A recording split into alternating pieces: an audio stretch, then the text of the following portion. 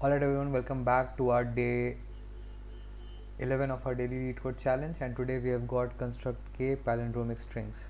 So this question is actually quite interesting because here they have given us to see if from the given string we can construct exactly K amount of palindromes, right? For example, if you take the first example, they have provided us with the word Annabelle and they are asking us if we can create two palindromes out of it. Here K says that if you can create two palindromes, the exactly K number of palindromes out of it using all the characters, you cannot leave any character. So let's quickly take a look what palindromes really are. So if we take a look at any palindrome, right, there are basically two types of palindromes, ones which are of even length and the ones which are of odd length, right? So the odd length palindromes and the even length palindrome, the difference between the odd length palindrome is the mirror point at the mirror point for them is actually a character. So let's say that I had a palindrome such as this tenet. Let's take the example of tenet. Tenet here is a odd length palindrome because its length is 5 and the mirror point is this character here, right, n. And the best part about odd length palindromes is that no matter what the length of the palindrome is, the odd length always comes in the middle, because you cannot put the odd length in the, like in this case the tenet, the odd length is n appearing one time. This will always have to come in the middle. If we try to put somewhere in the end, it won't work, because if you see, right, palindromes, we need we need the same number of characters on the left and the same number of characters on the right. The characters that cannot be split by 2, which are basically odd, let's say we have like n, a letter, let's say n appearing 3 times or 5 times, we'll have to keep them in the middle because they cannot be split in 2 parts. There will always be a one word extra, with one character extra which couldn't be split. So for that reason, the odd length appearance will always come in the middle, and the even length, let's say we had 10 A's, we can always split them into 5 here and 5 here. So that's what these special case about odd length palindromes is. Let's say that I have another example as race car. This right here is a palindrome because if you see, R appears here, A appears here, double times C and then E. In this example race car, you see all the characters appear in even number of times. So we have R appearing 2 times and A appearing 2 times, C appearing 2 times. However, E appeared just 1 time. That's why we had to put E in the middle. If let's say we had E appearing 3 times or 7 times, we would still be able to manage it because we'll have to keep E in this manner. Let's say E appeared 5 times, then 2 and 2 this on the left and right, and then RA will come and take place here. So basically what I'm saying is, in the case of odd length palindromes, the character which appears odd is gonna always be in the middle. So, and the even characters are distributed evenly on the left and right hand side. So this is what is like something which you need to understand for this problem to be solved. And there are few test cases, like if you see in the case of true, let's say they have said that they have provided us with a word of length. Let's say we take the example of word. Now word is a 4 length word, and they want us to create 4 palindromic strings out of it. Now remember that each character is a palindrome in its own. So in this case word, right, the only option that we have is we create strings like W, O, R and D, because we cannot split it in any more or any less, because it's matching exactly. So if we see, if the length of the word that they have provided is same as that of the K, in that case the answer will be K itself. And if it's less than that, then we cannot do anything. If it's less than that, let's say they want us to have strings, let's say they want us to make palindromes of, they want us to make 10 palindromes, and they only provide that the word that they provided has a length of 9. We cannot split a word of 9 length into 10 parts. We cannot do that. That cannot be allowed. So having said that, some basic condition that we are coming up with is the length of the word itself should at least be greater than or equal to k. This is a condition that has to come first. It's something we have to check, because only after this then we can make the splits, or we can make the splits further after that, because if it's less than k then there's no point.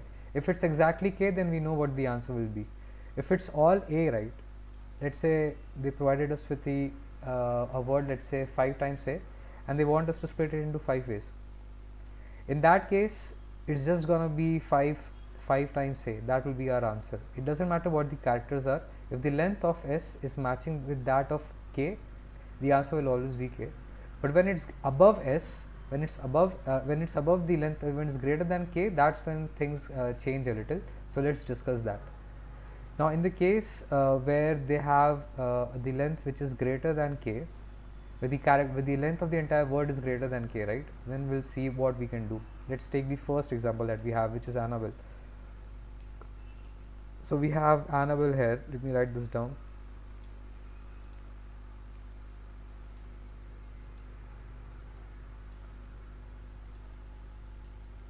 So as we discussed earlier, right, whenever there's a palindrome, we have to, like the even length palindromes are easy to manage. We can just split them in twos.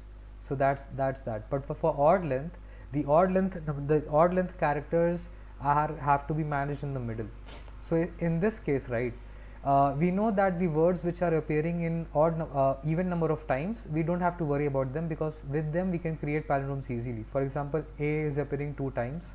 A possible palindrome might have a in the start and a in the end. We have n appearing 2 times. A possible palindrome could have n in the last and in the like on the opposite ends. Whenever we have characters appearing even number of times, we don't have to worry about them. But it's the character appearing odd number of times, we have to kind of keep a check on them, because let's say that we had 3 B's here, right? We had 3 B's, then it's definitely for sure that we'll have to split them either 1 B and 2 B's like this. A possible split of a palindrome could be like this, or a possible split could be this. So the number of characters that are appearing in odd count, right, they are gonna be kind of like the deciding factor if we can split them in 2 parts or k parts or not.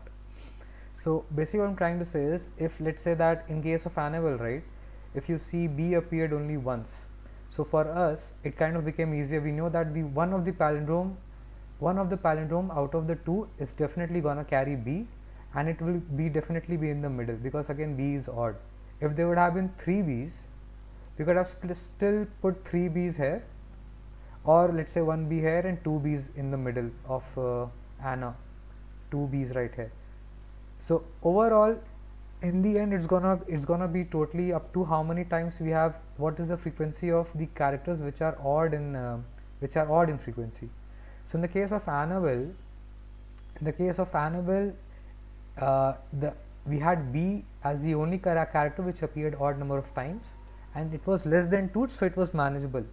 If we had one more, let's say we had another character C appearing 3 times, in that case it would have been difficult to manage a C with the remaining characters. So how we would have done that? Let's say that we had a word something like this, right?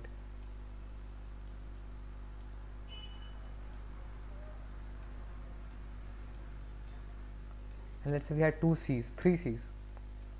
So in our case here, we have B appearing 1 time and C is appearing 3 times. So the number of characters which are odd in length, number of characters which are odd in length or odd in frequency right now is 2. So I think it's still manageable. Let's see how it is. So we can adjust 1 B with one of the palindromic words that will be forming, and 3 C's with one of the palindromes which will be forming, and then we can adjust the remaining even numbers on each side, remaining characters on each side. So but if we had another, let's say we had one more letter, say D, which appears 1 time, then this would have been left alone and we couldn't have split it in more than like 2 parts. It's like it would be impossible. We couldn't do that, because how are we gonna manage, right? How are we gonna manage this into 2 parts? We can the only possible stress I'm seeing is one which we saw here, keeping C's here, B's here, managing here. Then what about D? This won't have any, and then again we need to split it in 2 parts. And then, so where this D will go, basically I'm asking. or if you manage D, any of the letters, any of the ones which are actually appearing in odd frequency would be left out. So if you take a look, right, whenever the number of characters having odd frequencies is exceeding the value of k, if it's exceeding the value of k, then we cannot basically split them into those parts. Even numbers are fine, even numbers we can manage, but for characters which are appearing, for number of the characters which have odd frequencies, such characters, if they appear more than k times, then it will be difficult for us to manage them into palindromes like we discussed here. If we had 2 times, if let's forget about the D for a second, if we had 2 times here, right, we managed B here, and then we could manage B with, let's say, E here, L here, E here, L here. So these characters are done. Then we have 3 C's, so we put 3 C's, and then we put 1 A, 1 N, 1 A, 1 N. So it's the odd characters, basically the characters which are appearing odd number of times, they have to be in the middle 100%, and those will be the defining ones, like how we are forming palindromes. If it's less than k, then it's fine. If it's less than k, in the case of, let's say, we only had triple C's but no, like, let's say triple C's and no B's, in that case the number of characters having frequencies as odd is less than k. We have only C as the only character having odd frequencies, and it's still less than k, which is 2 in our case. So this is again a valid split. We keep C here, like we did, and then managed, and remaining E, L, L, E are getting adjusted here. So it's the characters which are appearing in odd number of, the characters which are having odd frequencies, they are the ones which are going to decide if we'll be able to split them or not. So I hope you are understanding this, because this is what is going to help us check if the valid split is allowed or not. So overall, in the end, what I'm trying to say is that if the number of characters in the alphabet in the given is, if they number of characters which are odd in frequency, if they are appearing more than k times, then we cannot split them. We cannot split this tree. We cannot split this S into those k parts. If it's less than that, then it's fine, because we saw. If it's more than that, in the case that we saw here, it won't be possible for us to split. So this is the basic algorithm. So now let's try to code this up. So again, as we discussed earlier, if the length of S is less than k, right? If it's less than k, then there's no point checking. We'll just return false. And if the length of S is exactly equal to k, in that case, the answer is going to be k. So we will return true. Now we are going to check for the length of S in case if it's greater than k.